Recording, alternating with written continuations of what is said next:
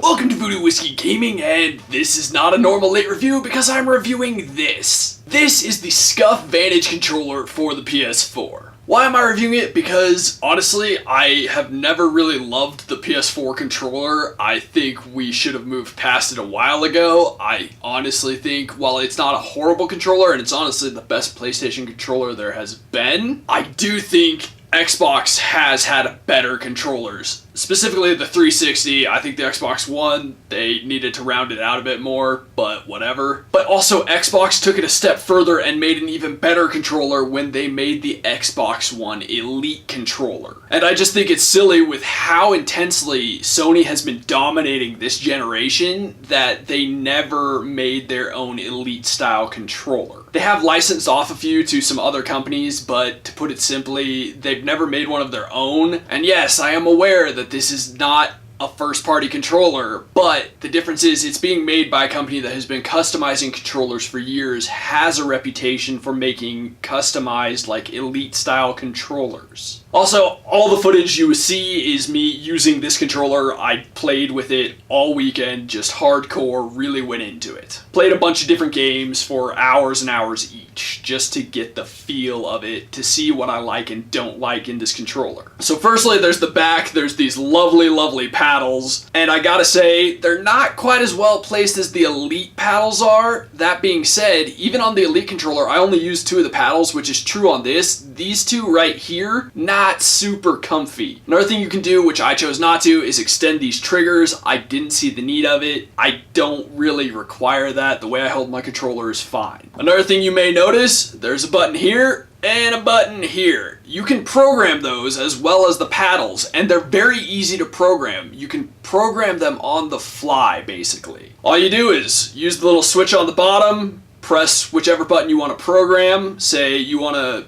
put the square to the paddle, you hold those 2 at the same time, voila, it's programmed. I no longer have to hit square, I can just hit the paddle. You can also swap out the D-pad for a regular D-pad. I like the disc a bit more. I do wish it was a smooth disc rather than a rubberized disc. The rubberized does not work as well for fighting games. But the stock D-pad isn't as good either. It's not as smooth and rounded as the stock PS4 D-pad. These sticks feel fine. You can swap them out for taller ones. I don't like really tall sticks. It's not something I like. It just doesn't work for me. Then you can also do this. You can pop off the face, and if you want to, you can remove the vibration motors. I don't see why. I guess it's something you might do if you're like hardcore competitive so that you don't feel that. One of the cool things is that popping off the face is very easy. Pretty much everything you need to do is pretty easy. Only thing, and this is the biggest failure of this controller, is the trigger stops right here. The failure of those is if you need to customize them,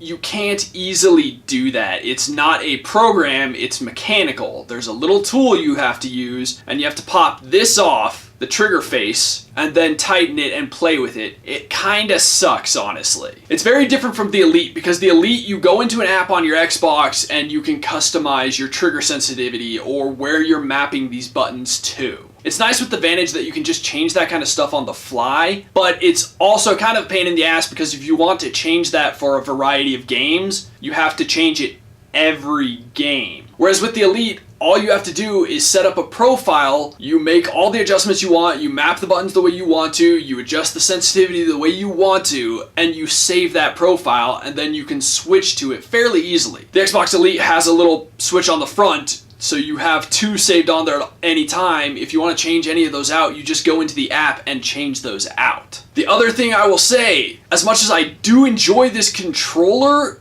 is it worth the price tag? I gotta say no. I say that as a guy who plays an obscene amount of video games. I really do. And this controller was like $170, whereas the Elite is only $150, and the Elite is a first-party controller with a lot more tech behind it. Also, the Elite feels better than the Vantage. The Vantage, I don't want to say it feels cheap, but it doesn't feel as nice as the Elite controller does. So the reality of it is, the Scuf Vantage controller, unless you are like legit like legit pro competition level, because the wired version is about $170 and the wireless version is like $200 or more. Whereas the Elite is wireless, it's first party, and like I said, it just feels better. I've been using my Elite for years now. As excited as I am to have a PlayStation controller that's mapped more similarly to the Xbox controller and has a design more similar to the Xbox controller, I gotta say, for the average gamer, it's really not worth the money. I mean, I'm sitting here, I spent the money, I'm gonna use the controller, but even I'm sitting here going, you know, when this thing craps out, I probably won't replace it with another one. Okay, so my wrap up is, I've really already said all I want to say about it. I hope you find this informative. I hope you honestly don't waste your money on this controller. I would feel bad if you did. Okay, so in the comments below, why don't you tell me if you feel like you've ever spent way too much on a peripheral? And yes, I will count the original Xbox One that tacked on the Kinect that nobody asked for. And as always, thanks for watching. If you enjoyed the video, please hit that like button, and if you like what I'm doing in general, share, subscribe. Have a good one.